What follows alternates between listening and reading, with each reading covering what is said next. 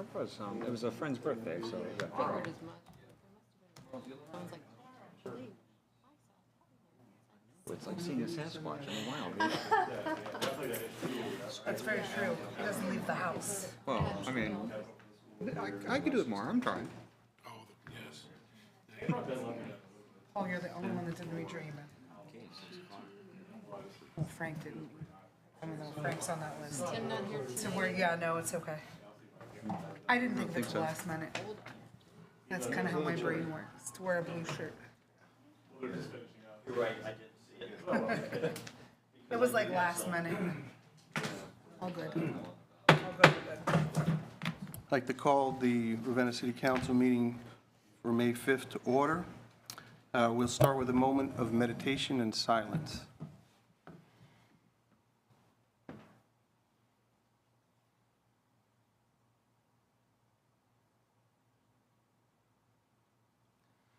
Please join me in the Pledge of Allegiance. Pledge Allegiance to the flag of the United States of America and to the republic for which it stands, one nation, under God, indivisible, with liberty and justice for all. No coffee tonight. Ms. Greger, please call the roll. Mr. Kelfi? Ms. West? Here. Mr. Moskin? Yes. Ms. Wood? Here. Mr. Maravich? Here. Ms. Michael? Here. Mr. Harper? We get a motion to excuse Mr. Harper and Dr. Calfee. So moved. Second. All in favor? Aye. Yes. Okay. All right, the next item on our agenda is delegations from the public.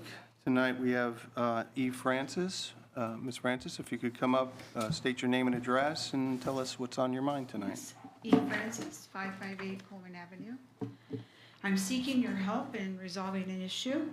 Every year, when the weather permits us to open our windows to enjoy the fresh air, we have to expediently close our windows because of smoke from surrounding open pit fires.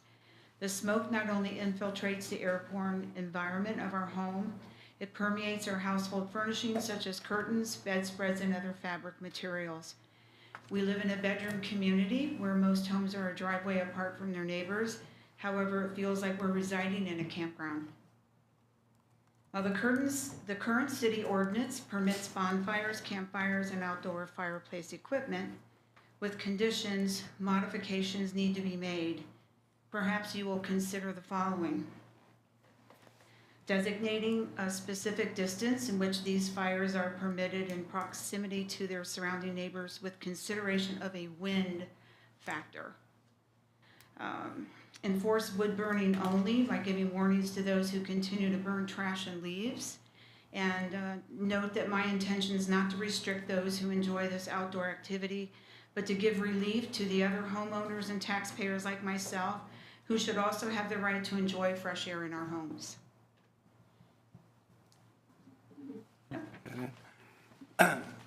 So I assume, and maybe the fire chief can help, I'm not fully versed in our ordinances regarding open fire pits, but does what Ms. Francis suggest we should relook at that? You're allowed by ordinance the way it is now to have a cooking fire. There is restrictions on how close it could be in proximity to a structure. There are things in language that forbids you to burn debris, even brush, unless it's for kindling to start a fire, but not like grass clippings or branches that have green on them and whatnot. But it has to be for a good, clean cooking fire for the consumption of food. And there are size restrictions on them and whatnot. Now, as far as the wind goes, usually we try to, say if it's a windy day, because the same thing, if the embers come out of there and there's leaves that are dry, leaves are on the ground, we get brush fires. So we try to, obviously monitor that. Ms. Francis, if you're willing to submit what your recommendations are in writing, perhaps maybe, I'm not sure if should it be the Public Health and Safety Committee could consider. I'm happy Those to changes. talk about it. I know with the current ordinances that the chief is talking about, we did have something like this in general that we did some modifications on several years ago. And the biggest suggestion with the current ordinances that we have you contacted the fire department when you have had these? Numerous times. There's an address about 5 houses down from us on Freedom Street. Every time they have an open fire, we have to close our windows. This forces us to turn on our air conditioning prematurely. I mean, we cannot get fresh air in the springtime nor in the fall. And when the, There's also a residence up on Fairview. That's quite a distance from us. I'm just asking to revisit this issue, perhaps look at some surrounding communities and see what their ordinances are and comparative restrictions. did the fire department, when they came out to your location, were they able to provide any suggestions to the people that were they, the people that were burning? Were they, I'm not in the truck, I don't go on these. I mean, did you get any feedback, is what I'm asking you? No, they just go out, they make their check, they give a document of a warning, and people who abuse this, they're burning trash, they're burning leaves, they're burning bills. Do we know this for a fact? Okay, this is something, like, I guess I'll follow up with the fire chief. Well, that's what I mean. I mean, we don't know what they're burning if we don't go to their home, but, Well, we know what a good wood burning fire smells like, but it's really challenging. In a bedroom community, you know, houses are a driveway apart, and it imprisons us in our home. I mean, we cannot, you know, open our windows springtime and fall, and we all need to circulate fresh air. I understand. So this is something, you know, I can put on our Public Health and Safety Committee. I'm happy to do that. I'm not sure, you know, exactly where it's going to go as far as how we're able to completely fix the problem. But again, I'm happy to look at the follow-up calls and talk with the chief about it and see what type of fires that maybe were causing the problems that you guys have specifically experienced, and overall how many throughout the city have been, you know, the same kind of problems. So, yeah, I'm happy to bring that on my committee. I'll talk with the chief, and we'll see, you know, what, if anything more can be done on top of our current ordinances and what other communities can do. I'm sorry that, you know, you're going through this. I understand that, you know, some people you know, have it worse than others in areas. But again, sometimes it's hard to control due to the wind and all of the above, so. If guidelines are established and modifications are made, it would be helpful to have an article about it in the newspaper to educate the public and to remind homeowners of what they can and cannot do.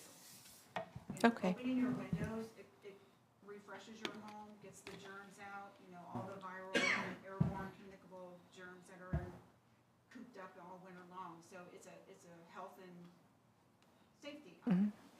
Absolutely, thank you. You're welcome. Thank you. Are there any other residents here wanting to speak to council tonight? Yes, please come up, state your name and address. Heather Stepp Black, 120 East Highland. I am here on behalf of two different issues. One is for the American Legion. I got a permit for assembly, and I noticed that the $1,000 bond on there, we're not sure if there are no incidences, does that $1,000 give them back, or does the city keep that? Is that a question for the mayor or the finance director? Okay, it just doesn't say on the form, so I wasn't sure. And then the second thing is, I'm going back to a year ago when I asked about the bridge at the cemetery being repaired. I want to touch base again because I'm also the commissioner for the Ravenna Memorial Day Parade. Kind of like to get that done and over with. If it's a funds thing, I don't know where we're stopping, making the, you know, it seems simple to me. There's a couple different ways, and I know that the engineering department's in it, and sometimes you need to prod the cow to get things going. But the American Legion would like to fund that project. We just need to know who we need to go to so we can get this going. We have two members of the cemetery board present tonight. I don't know where the board has discussed this, but perhaps you can take this into consideration if you haven't already discussed it.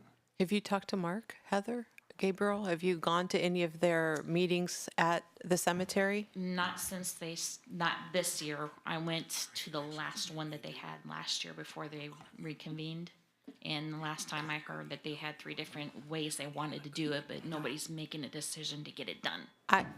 I would recommend going to the meeting personally and talking with them, and, you know, going to talk to Mark. That would be my suggestion. Paul is here. He's on the board. I don't mean to speak for him, but go ahead, Paul. Sorry. Yeah, I was letting you finish your comment. Yeah. Now, it's narrowed down to a couple different options, and just waiting for some more, I should just say, fine detailed specs on those. And at this point, probably the options will be possibly not to replace the entire bridge with something brand new and I'll say elaborate because of the cost. Right. But sorry, go ahead. There are some options that would be less costly that will actually get that done. Is there any way to lift the walkway that's already there, since there doesn't seem to be, and put 2 culverts and fill it in with gravel and put the walkway back on it? That I tried to keep my mouth shut. I can't. Go ahead, please. Thank you, Bob. That's been an option for about Yes. 5 years, but the cemetery board did not want it. I've been trying to just fill it in with a couple culverts and be able to walk across it. Another option is just take the bridge out completely and put park benches on both sides. There's really no reason to cross that bridge. Right. That wasn't permitted either. No So- pun intended. Mark Gabriel and I did meet with a contractor 6-8 weeks ago and asked for a price, informal price, to kind of put us in the ballpark. I even found a bridge that we could bring in already prefabricated and set it into place. They didn't want that option either. So I got to a point where I've given up. I've stopped trying because none of the options were approved. I did finally get a commitment of a dollar figure that they were willing to spend, which is absurd when the building, chapel, is that what it's called, is falling down. Yes. Yeah, that's my next project, if you will. So I'm also on the cemetery committee, and I'm inviting you to our June 30th meeting. We are not having a May meeting. Okay. But if you could come to the June 30th meeting, it's at noon at the cemetery office. I just started on the cemetery committee, so this is not something that we've really talked about much since I started sitting on the cemetery committee, but I would like to try to get this moving forward too. Okay. So are we good with with having her come and chat with us? Oh, of course, because it's open to anybody. Yep, so, Every meeting is an open meeting. yeah, so come on June 30th, and that way we can have a discussion. Okay, June 30th at noon. Mm-hmm. All right. And Thank just for clarification, the cemetery is a union cemetery that's jointly owned by the city and the township. Correct. Council has no direct supervision or authority over the cemetery. It has a separate board. 2 of the members are here, and one of the members is in the, so, That's tomorrow night's meeting. That's where I'm going tomorrow night, so. Okay. so we're certainly happy to have you come here to establish a means to communicate, but we don't really have any authority over the cemetery operations. Understood. Okay. Thank you. Heather, can you update us the time of the parade on Monday? Parade's at 10 o'clock. At 10 o'clock? Yes. Okay. And thank you again for bringing that back and working so hard with everyone. I know you had a big part of that, so Yeah. appreciate it. They liked me too much and made me the head of it, so. Yeah. That's That's what all. you get. Thank you so much for your help. Thank you. Thank you. Yeah. Anybody else wishing to address council tonight? Seeing no one, we will move on. The next item is approval of the agenda. At this point, I would like to take one item out of the consent agenda, and that's the item the ordinance related to the minutes of the Tax Incentive Review Council. That was on first reading in our special meeting, but we didn't have the minutes at that time, so it's going to be on second reading tonight, but I'd prefer it being in our regular agenda, not in the consent agenda.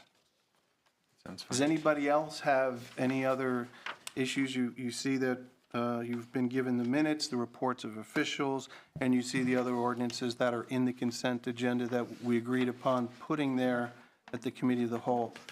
Anybody have any other action related to the consent agenda or any other part of our agenda tonight?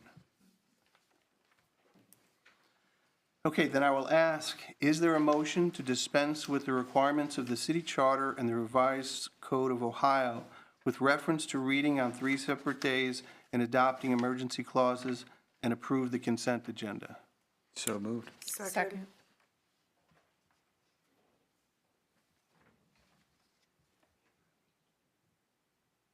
Oh. Let's suspend that for a second. The clerk is, I'm sorry. At this point in time, we need to approve the actual agenda. So can we get a motion to approve the agenda? So move. Second. All in favor? Aye. Okay. We can proceed with the motion that was just made regarding the consent agenda.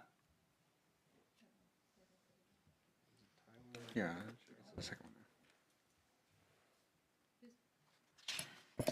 Mr. Maravich? Yes. Ms. Wood? Yes. Mr. Kelly? Oh, I'm sorry. Ms. Wist? Yes. Mr. Moskin? Yes. Ms. Michael? Yes. Okay, the consent agenda is approved. We'll move on. Tonight, our invited city official is Ms. Lawrence from the Finance Department. You can give your presentation here if you'd rather stand over at the podium. It's up to you. That's fine. Tell us what's going on with the Finance Department, please. First of all, Finance Director, in case anybody does not know. Is your mic on? Sorry. Thank you very much. My name is Tammy Lawrence. I'm the Finance Director for the City of Ravenna. I have been the Finance Director for 1 year and with the city for about 6 years now. Thank you for having me today and inviting me to speak, even though I'm here every week. It's nice to share a little bit more. I know finance isn't super exciting for everybody, so I appreciate it again, and it is a crucial part of the city, though, so everything gets tied into our department. So I appreciate communication and anything that everybody brings forward to our department. The mayor just had a lengthy speech about a week ago, so I'm just going to give a quick little stat from that State of the City and a few others. The city's annual income tax revenue set a new all-time high, finishing at $13.3 million last year. And we are on trend this year. It's not increasing so far as of April, but it is on trend for meeting that. A couple other interesting stats. We are currently carrying over $7 million as of the end of April in our general fund, and that's remaining steady. One interesting stat that I thought would be interesting to share is in 2015, we had an appropriations budget of $26 million total and 6.6 in our general fund. This year, we had $42 million in appropriations budget and 10.5 in our general fund. So that's like a 60% increase. So it shows in a 10-year period how much the city has grown. I just thought that was a little interesting to see where we're at. Just a quick rundown. You know what we do on a daily basis: process checks, deposit money. We do a lot of employee maintenance with 120 full-time employees and 60 part-time. There's a lot of ongoing things that we do with employees, whether it be with terms, new hires, that kind of thing. We process all of that paperwork through finance, and it takes a lot to get that done. Last year, just some quick stats, we processed 3,052 checks, 5,200 invoices were paid. We wrote 2,051 receipts for money and did 121 budget adjustment entries. Just a couple quick stats for you. Every month, we do close our books, and we prepare 16 different financial monthly reports for the department heads to help with their processing, their budget questions, their ongoing planning. Some of the tasks we're currently managing right now, we're working on some pre-negotiation stuff, public requests for AFSCME and for fire. We're implementing a Smart Shopper program for healthcare, which is a cost savings program, basically offering employees to look for a lower cost alternative for locations, doctors, specialists for standard procedures, and that overall should help us save a little bit on our claims cost overall, so it'll help the city. We're doing ongoing record destruction and retention processes. We had a meeting in December, and we need to have another one in June coming up here soon, but that is an ongoing process of getting rid of paper in our city. We're planning on allocating our opioid funds. We've been talking about that recently. We just today had a healthcare compliance review with our broker, and other than a few new HIPAA compliance things, we are compliant with all of our healthcare regulations, which is good to know. We are also preparing our GAAP financial statements right now. Those are due to the state by May 30th. And we just recently had our state auditors start requesting stuff to get our audit done for this year. So it's a busy time of year right now in finance. We did have an OPERS audit earlier this year, which was good and clean, which is always good to know the pensions are good, and an NDS, Neighborhood Development Services audit earlier this year as well. We completed our ARPA fund reporting. All the money has been spent or is encumbered, so we passed that with flying colors, which was good. And then we've also recently engaged with some investment advisory, municipal advisory companies, which hopefully in the future we can kind of share and work together maybe a little bit for some long-term planning, as that seems to be a big, issue, especially with, as I was talking about, the growing funds that we have and the big projects that we have coming up in the city too. So overall, the big picture, finance does a lot of things daily, monthly, yearly. Coming up soon, we have the tax budget again.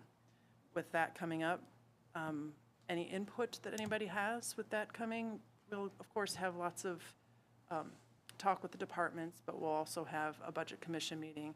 So just be thinking about those kind of things, because that'll be coming to council. July 20th is when it has to be to the county, so we'll be talking about that. Probably the council of the whole, maybe in June, will be when that'll be presented. Finance is super repetitive. We're about the controls and the numbers and all of that, but I'm very proud of our staff, and I'm happy that you guys put the trust in our department for the responsibility that we do have. Some things looking forward that we're looking at doing, we're implementing a few computerized things. One of the things we really want to do this year is we want to import our payroll timesheets. We have the technology to do it, but currently we're still very paper intensive with payroll. It'll help eliminate errors. We just have never had the time with staff and training to get to it, but we really want to do it. Jonathan is very into technology and getting that rolling, so he's going to help as well. We're trying to promote more electronic fund payments too. I know everybody thinks checks are safer, but electronic funds are actually much more secure these days. So we're trying to push towards that. Analyzing and documenting procedures. We've gone very digital and less paper intensive, and it's kind of pushed me to see the need for more procedures and having that documentation, because when everything's digital, you kind of lose that paper trail of things. So you got to make sure you're doing things the proper way for audit and whatnot. The last thing we've been talking about recently is hosting some training for our departments on procedures and just opportunities for them to learn council procedures, budgeting procedures, just things that will help streamline stuff in the future. Lastly, just some questions for you guys. Ongoing, we want to look at more trends, especially for budgeting, like things that can help you guys as well. So things to think about for you guys. What kind of trends would you like to see in the data that we provide? Maybe what areas you'd like us to focus on the most. Is there anything else you'd like to see in the monthly financial reports that we present? Priorities that you'd like us to keep in mind, and maybe then also like how you prefer to see things. Email, do you like to see the hard copies? Would you like to see a few more presentations that we could prepare for you? And then anything else that we could do to help you guys and be more proactive for council. questions? Thank you, Ms. Lawrence. Do we have questions for tonight?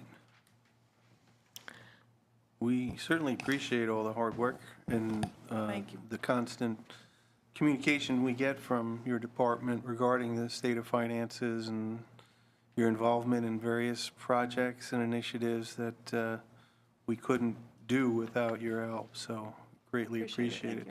I don't know if there are other questions. My only question to you is, and you've already kind of answered it, but as you mature in this position, when you see things that maybe you scratch your head and say, why do we do those things? Or why is that in our code of ordinances? Please bring that to our attention. You know, I've said on many occasions, I believe in a philosophy of continuous improvement, and anytime we can make something better, we should.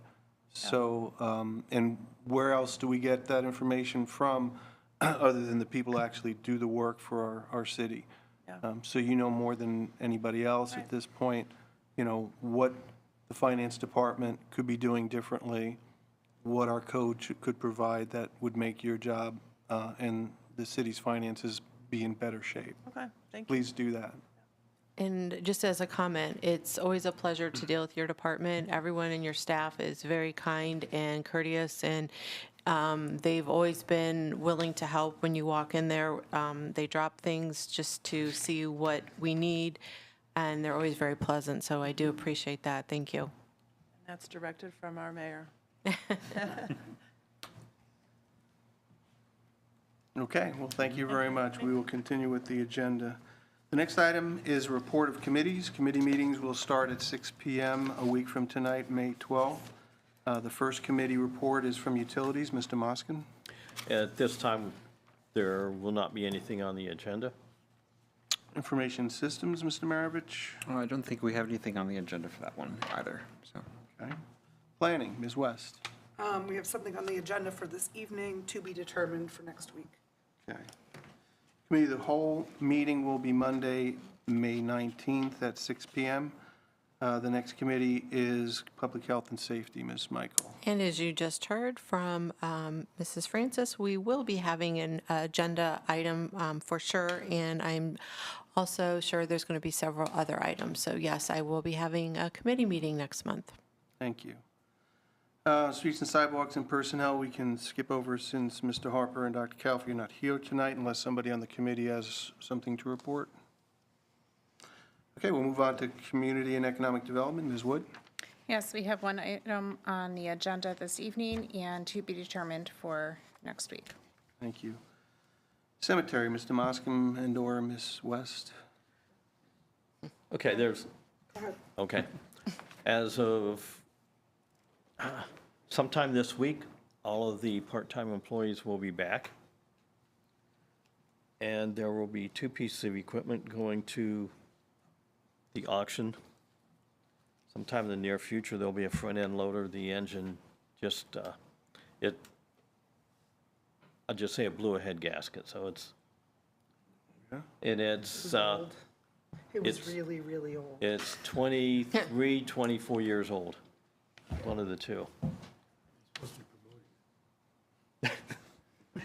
And a zero-turn mower will be going as well. And the age of that is up there as well. So the front-end loader will not need to be replaced in the near future, but much later it will be. We also have, Rick Hoxley is planning on presenting to us in June to discuss some possible recommendations for the chapel. And it looks like we probably are not having a May meeting, so we'll have a lot on the agenda for June. And that's the June 30th, right? Okay, thank you. Yes. Next report is from Parks and Recreation. Mr. Maravich. Certainly.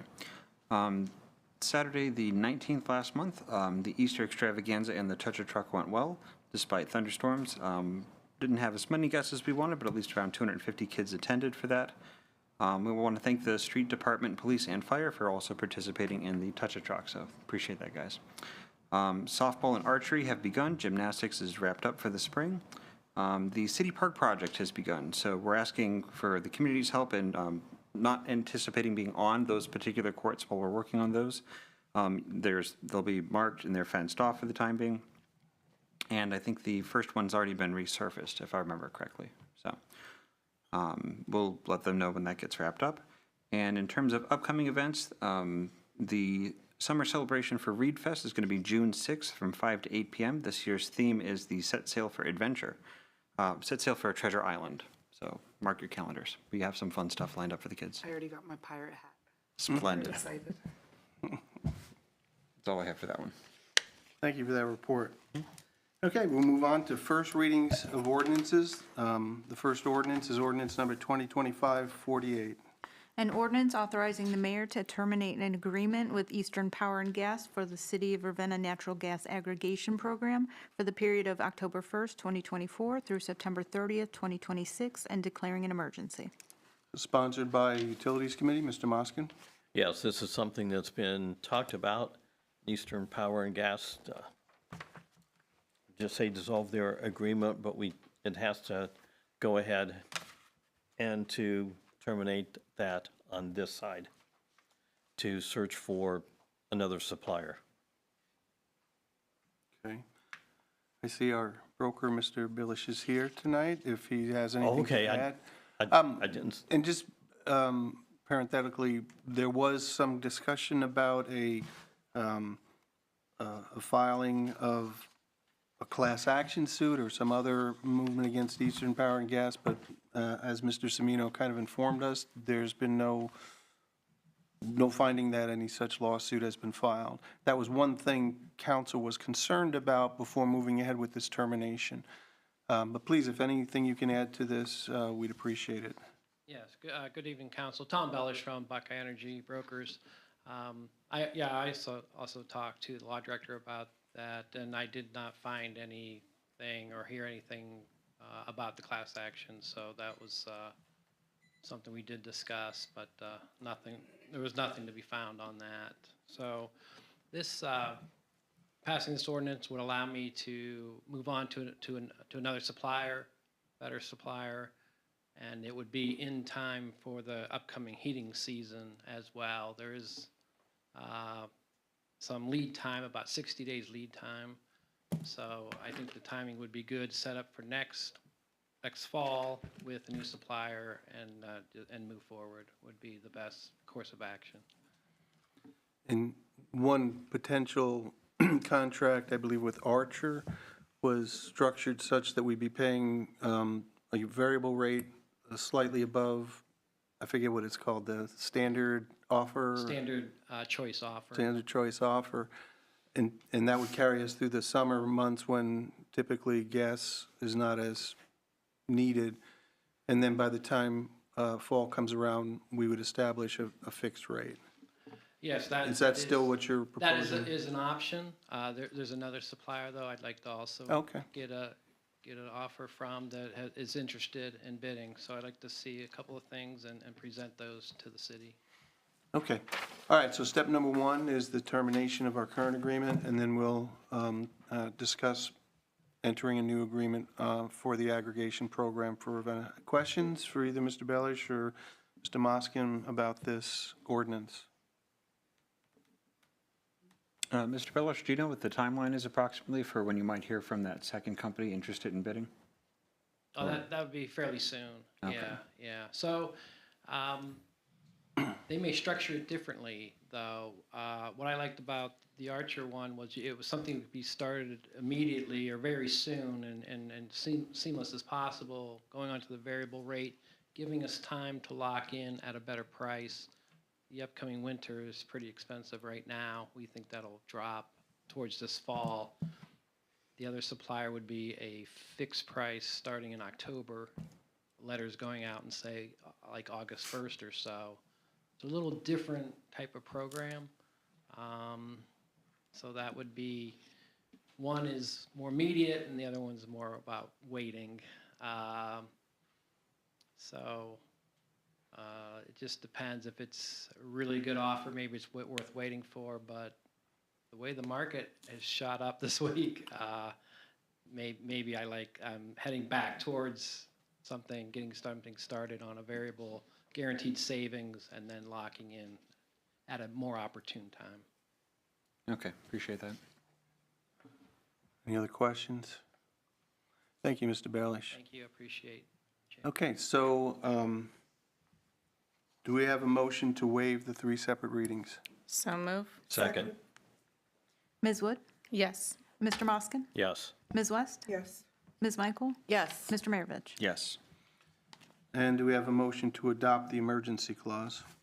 So move. Second. Ms. Wood? Yes. Ms. Michael? Yes. Ms. West? Yes. Mr. Moskin? Yes. Mr. Maravich? Yes. And a motion to approve the ordinance? So moved? Second. Mr. Maravich? Yes. Ms. Wood? Yes. Ms. West? Yes. Mr. Moskin? Yes. Ms. Michael? Yes. That ordinance stands approved. The next ordinance is ordinance number 2025-51. An ordinance authorizing the mayor to enter into a sponsor site agreement with Community Action Council to provide meals at the Parks and Recreation Summer Day Camp and declaring an emergency. And this is from Planning Committee, Ms. West. And as it reads, this is something that we provide to our residents every year.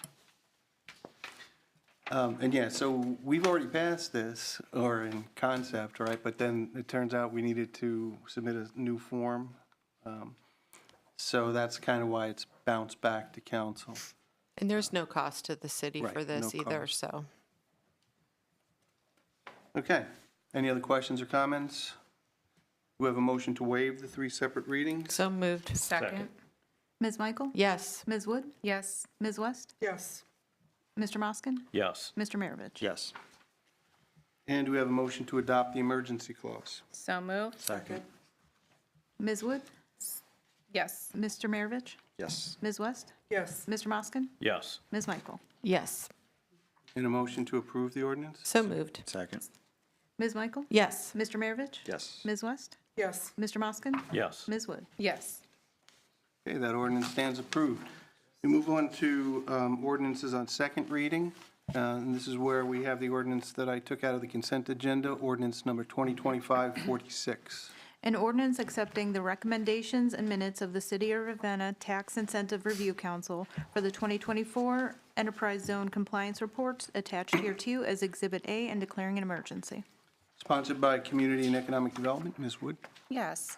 This is an annual meeting for the Tax Incentive Review Council.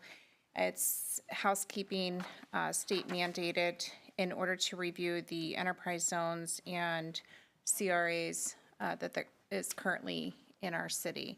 As you can see, if you've looked over the report, all of the companies are doing very well. LG Chem being the newest is 3/4 of the way for meeting its employment requirements. Several are exceeding. Menards is on hold to start until approximately 2027, which we were aware of that. Everything looks good in the report. I recommend approving it so that we can meet the state's requirements.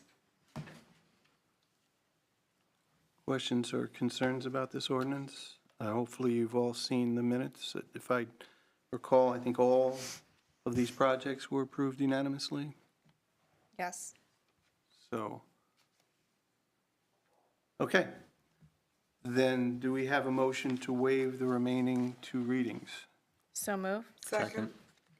Ms. Wood? Yes. Ms. West? Yes. Mr. Moskin? Yes. Ms. Michael? Yes. Mr. Maravich? Yes. Do we have a motion to adopt the emergency clause? So move. Second. Ms. Wood? Yes. Mr. Moskin? Yes. Ms. West? Yes. Ms. Michael? Yes. Mr. Maravich? Yes. And a motion to approve the ordinance? So move. Second. Ms. Wood? Yes. Ms. Michael? Yes. Ms. West? Yes. Mr. Moskin? Yes. Mr. Maravich? Yes. That ordinance stands approved. There are no ordinances on third reading. Is there any old business to discuss tonight? Is there any new business to discuss tonight? Okay, then we will move on to President of Council remarks. A few items. First, I just found out before the meeting, this is the 56th Annual Professional Municipal Clerks Week. I'd like to take this opportunity, I wish we had some flowers or something to present, but I wasn't prepared tonight, I apologize for that. But Chelsea Greger, our council clerk, does so much for us, on behalf of us and on behalf of the city. We are so grateful for your hard work and your dedication to the city. We appreciate everything you do. And I know getting to know her more closely as council president, I have a deep appreciation for all the stuff she does behind the scenes that we maybe take for granted. So thank you so much for all the things you do. Yeah, that's Jersey. Okay, the second item is please vote tomorrow. Tomorrow's election day.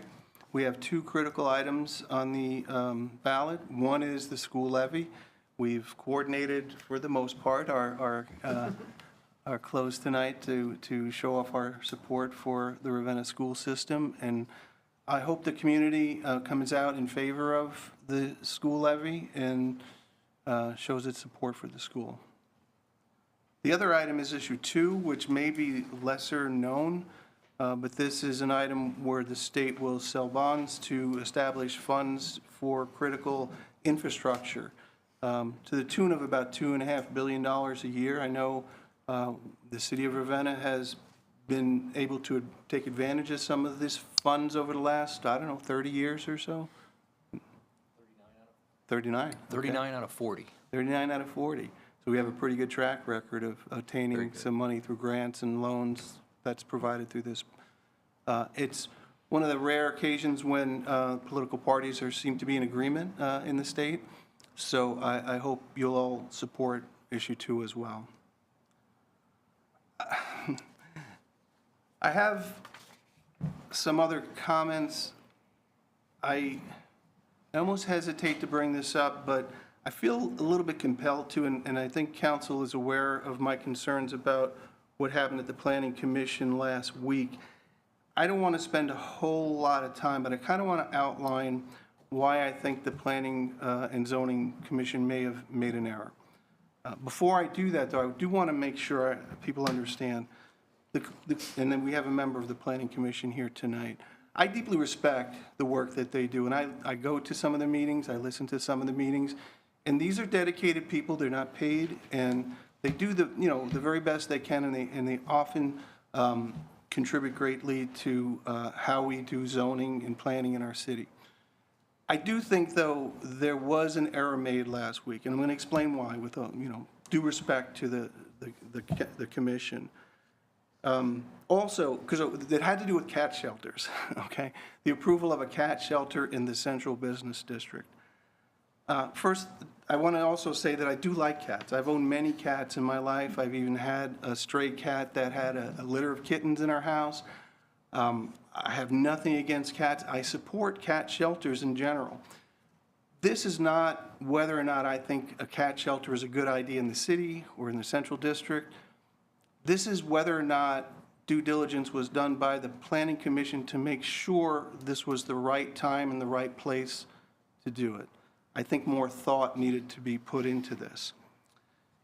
And I basically base this on 2 reasons. One is that there is no listed, permitted, or conditionally permitted use for a cat shelter in the Central Business District or anywhere else in the city. So that's kind of an unusual situation when somebody wants to do something, a planned use in our city that is not explicitly permitted, that kind of, requires some special consideration. And we do have code in our Code of Ordinances that directs the Planning and Zoning Commission how to proceed. The first thing is to sort of tie it into an existing permitted use. And there was that done at this meeting. I don't know that I agree with the connection, but the connection for a cat shelter was made to a pet store, which I think is a little bit out of sync. If you look at the application, it doesn't mention anything about selling or retail. And pet stores are listed as a permitted use under retail. So saying that a cat shelter is similar enough to a pet store, I think is a stretch. But even if they make that connection, our code does suggest, not suggest, it does demand that the commission look at 9 specific criteria. I'm not going to spell them out tonight. And questions were raised about some of those criteria, but not necessarily all of them, and not in a way that I think specifically applied the code. Now, don't get me wrong, again, I'm not chastising the Planning Commission for their, the way they approved this. I think it's one of those things where they were so deeply embedded in the details of this particular proposal that they didn't see the forest for the trees. And I think they needed to take a step back and say, we need to investigate this a little bit more. So that's one reason, that I think they kind of made an awkward connection between a pet store and a cat shelter in justifying approving a use that's not permitted or conditionally permitted in this district. The second reason is they kind of violated their own rules. When you look at the, let me see if I can get this.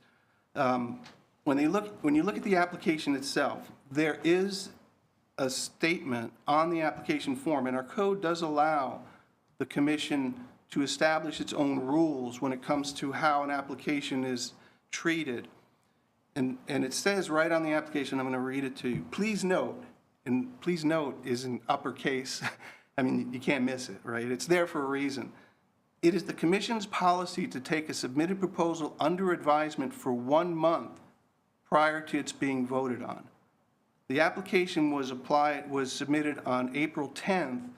The decision was made just 19 days later, not anywhere near a month. So they didn't even take the time to seriously consider the implications of making this change. And I think that's good. That's a good policy. And I would suggest the commission in the future, and it usually does, when it accepts an application, make sure it goes through 2 different meetings. Because at that meeting, I heard a lot of questions about things, and there were some things presented by the applicant that I'm not so sure needed more vetting than just the time period of a few minutes at a meeting. You know, there was a suggestion about the board and who the members were, and I don't know for sure because I haven't contacted them, but there was some indication that maybe those members or those individuals were not on the board or not committed to being on the board. So that poses kind of interesting questions about, well, if you're going to do this and you're going to do this in an expedited fashion, maybe there should be some justification. Tonight we had several ordinances that had emergency clauses, and this council voted by a supermajority. I know we only have 5 people here, but that's how many it takes, not 4, to waive the 3 separate readings, which is required by state law, and to pass an emergency clause to make those ordinances effective immediately instead of 30 days later. So having, you know, this done in such an expedited manner, I would have expected that the commission gave a justification for that, but none was really given. Why this had to be done so soon, particularly when the expected date to commence with this cat shelter is in September. So there was plenty of time for the commission to evaluate this on more than 1 meeting. I kind of itemized a whole bunch of other issues related to this, but I'm going to leave with one last comment that was made by the applicant. Actually, I think the commission member here asked about feral cats, and it seems to be an accepted practice, a humane practice, to what's it, TNR, to track. Release. Well, I think is it release or, well, okay. Neuter and release.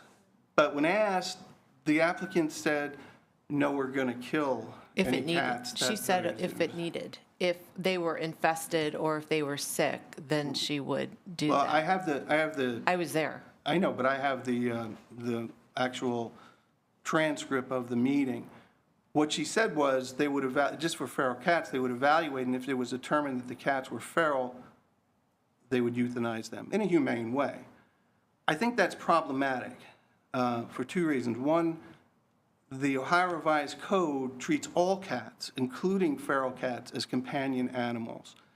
And there is a section in the Ohio Revised Code that says you don't kill companion animals without certain reasons. So I'm not saying it's a definite thing that you shouldn't do it, but there are a lot of places that use the TNR approach because that's more humane. But the other reason is the city of Mogador, because I did a little research today, and just type in Mogador, Ohio, feral cats, and you will find a whole bunch of articles about that city doing the same thing, basically capturing or inviting people to bring feral cats in and then euthanizing them.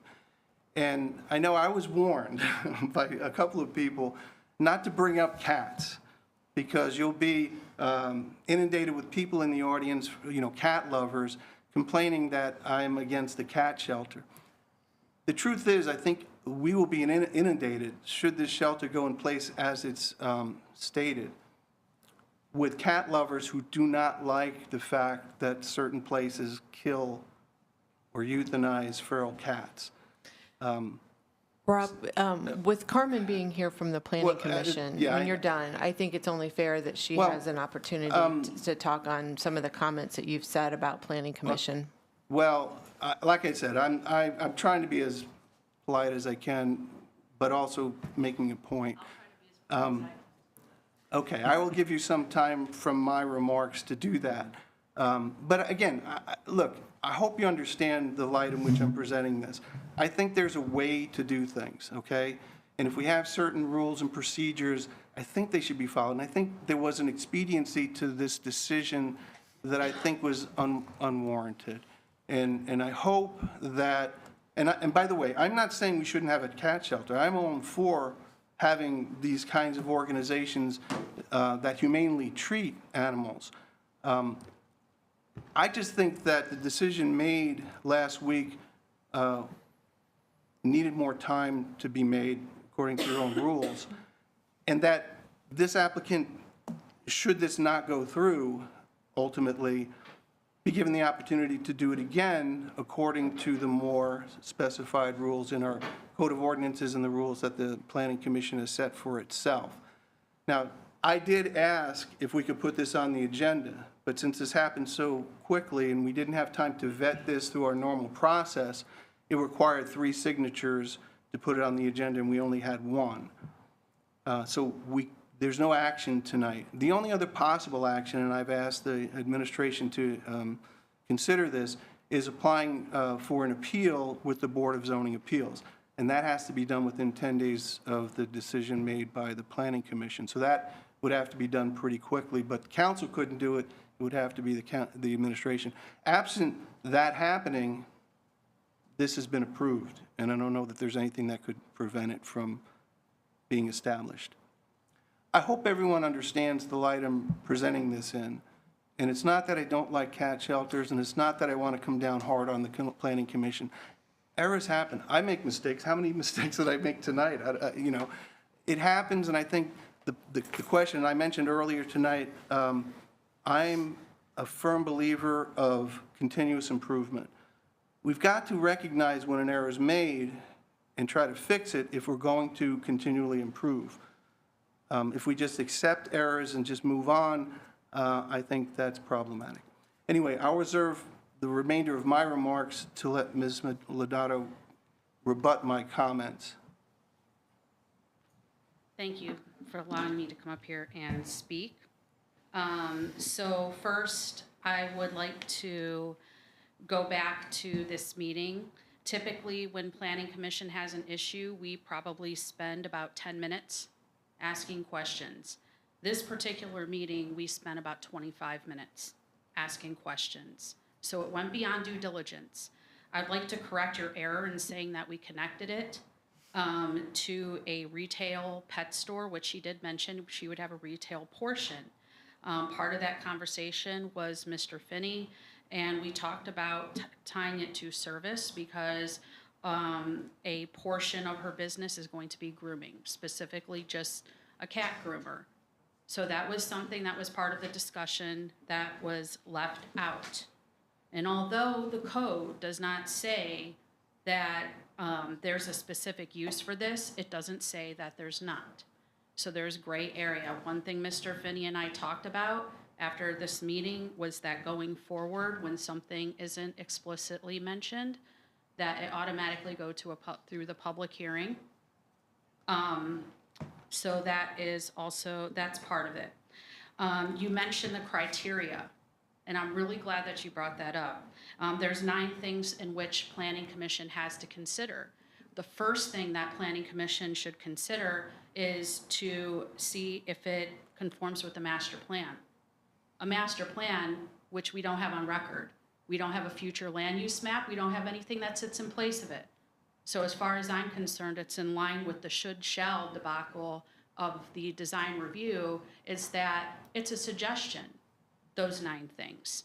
We typically are very thorough, and for the people who are out in the audience, people know who sits on that commission. We have people that are as into details as they could go on forever with that. I don't believe that we violated our own rules. Like I said, there's been things that have come before the commission time after time again where we haven't had a 30-day review period, and we've still proceeded with it. The other thing I think that just really kind of upsets me more than anything is there has been things that have been a lot more detrimental to this community that have come through that planning commission that has not received the level of attention from council that should have been overturned in our community. And what comes to the top of my mind is when we had a gentleman here that wanted to sell firearms out of his back bedroom in a residential neighborhood by the library.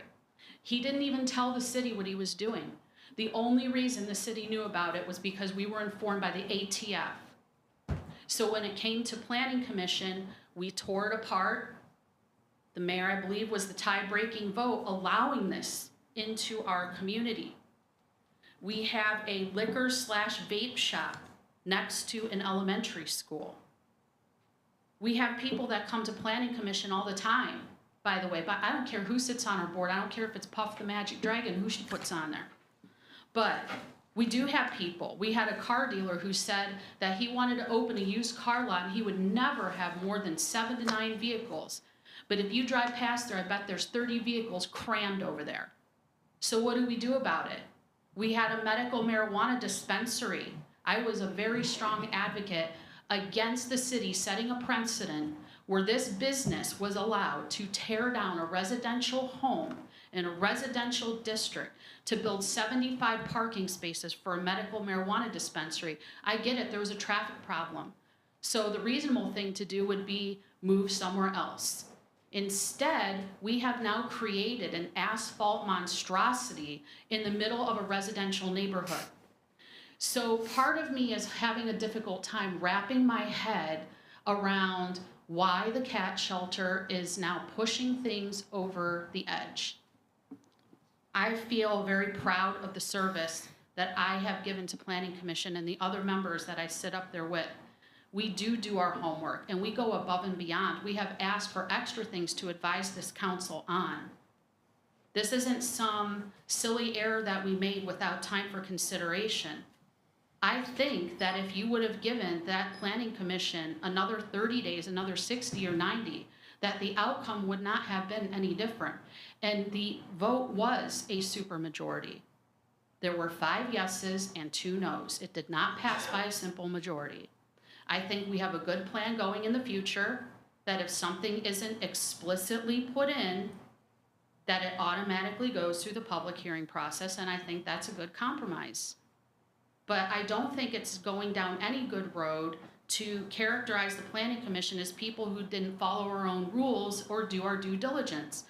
I feel like we did that. I feel the question was asked, Mr. Barber asked during the course of the meeting, he mentioned that it wasn't explicitly mentioned, and what do we do about that? And we had a very thoughtful conversation about what aspects of the business tie into the things that were allowable uses.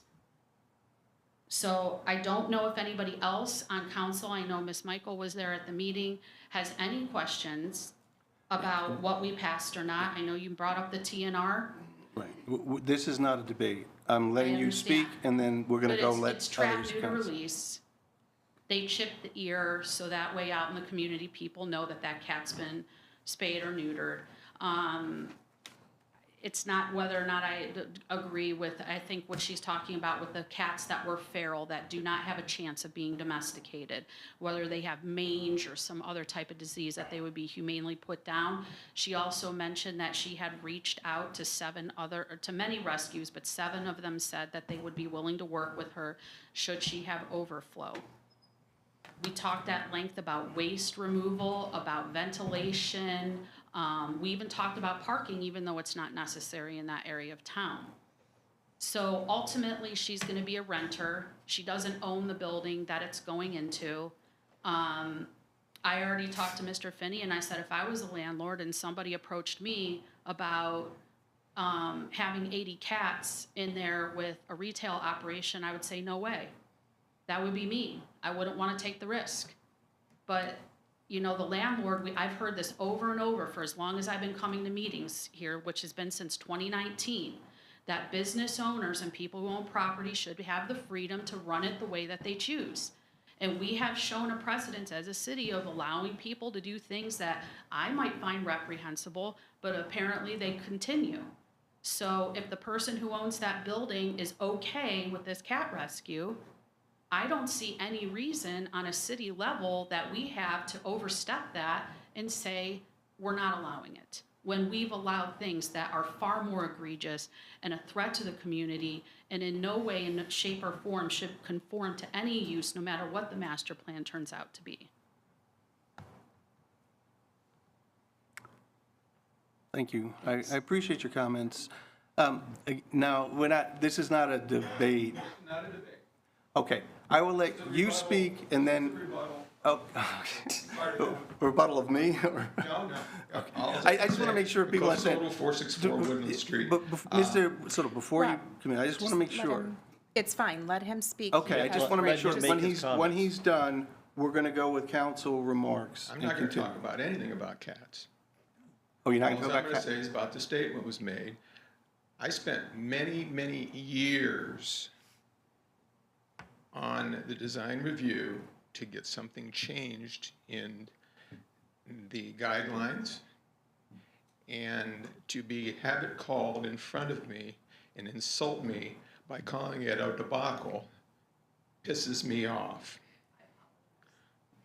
People should think before they talk, Okay, okay? fair enough. That's number one. Oh, okay. All right. Let's continue with the meeting. I appreciate the comments, and I reserve part of my time to let you speak, and I think that is only fair. But these are just remarks. There are no actions tonight. Council does not have the ability to take any action on this issue. I will now move on the agenda, and let's start with Ms. Wood. Council remarks. First and foremost, obviously, Ravenna Strong, let's get out and vote if we haven't already. Our schools really need us to show up for them this election and get this passed.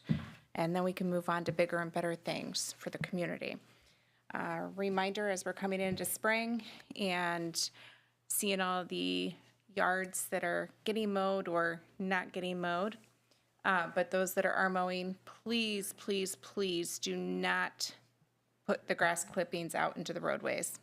It's prime time for motorcycle season, bicycles, and those grass clippings can be very, very slippery and dangerous. So just please keep that in mind. May 23rd is the Ravenna High School Senior Parade. So I hope anyone that can come and watch our new seniors for 2025, come downtown and support them. That's it. Thank you. Ms. Just- West. Yep, just a quick reminder, city cleanup is happening. So check our website or your water bill to know when your cleanup is happening. It's always fun to walk around the neighborhood and play cleanup bingo to see like what people are putting out. The other thing, Amy and I had the opportunity to attend the VA groundbreaking last week. The new VA medical facility should be open in the next year or so. But it's going to be a great, really, really great for our veterans. It's going to be a really nice facility. It's going to have some extra services that we don't offer now at the Ravenna VA. So hopefully that all goes smoothly, but it was really great to be a part of that. Thank you. Mr. Moskin? No more comments. Mr. Maravich? Happy to support the school district as well. Just a reminder, again, voting is Tuesday. I think it's really important that we do get out there and support the school district, because if we don't take care of this and the funding continues to be an issue, our taxpayers are still going to go towards the district, but it won't be our own elected school board making decision. It'll be the state of Ohio. And I think that we want our community to help dictate how we want our services done for our kids. So please, if you can and you haven't got out there already for early voting, please support the school district. Thank you. Ms. Michael? Yes, of course, I am supporting our school system. I feel that a strong school system and a strong community is stronger together. And I feel that we have a lot of positives going for us with the new businesses that are coming in, new facilities. We only owe it to our community to continue being stronger together. So with that, I will say no more. Thank you. Mayor Seaman, your remarks for this evening. I'll keep them brief. Most I did last time with you with the city report. I did meet today for about an hour with a gentleman named Patrick Grody, and he is the gentleman that's putting the test together for police chief. He spent a good deal of time talking to me about what we want to see in the new police chief. I did tell him that it looks like we will be going inside and not outside, and in fact, I've heard there may be as many as 4 people applying for this position. Now, when we fill that position, then we have to fill a captain's position and then another sergeant position. So we're going to be in the testing mode with this, but there is some written work that the people that are applying have to take care of, but then they also have to be interviewed by people that have been recognized as good leaders in the world of police. And that's this Mr. Rhodey was all about. The downtown flowers, we had hoped to have that ready for Mother's Day. That's not going to happen because of the rain. But we're going to be sure that we get this done in time for Memorial Day, for that to be taken care of. Just by way of information, some of you are aware of this, and I know where council is at with this, but we did agree to talk to representatives from the Portage Parks Commission about Crystal Lake, and we will be having a meeting with them in a half or so. But I think council is protective of that lake. I am protective of that lake, and it could be easily spoiled if we get too much use. That's my opinion with that. But we will be talking to them about the lake. We'll keep council informed with what is going on. I've got down here that the voting is important. We're getting a lot of requests for use of the courthouse lawn.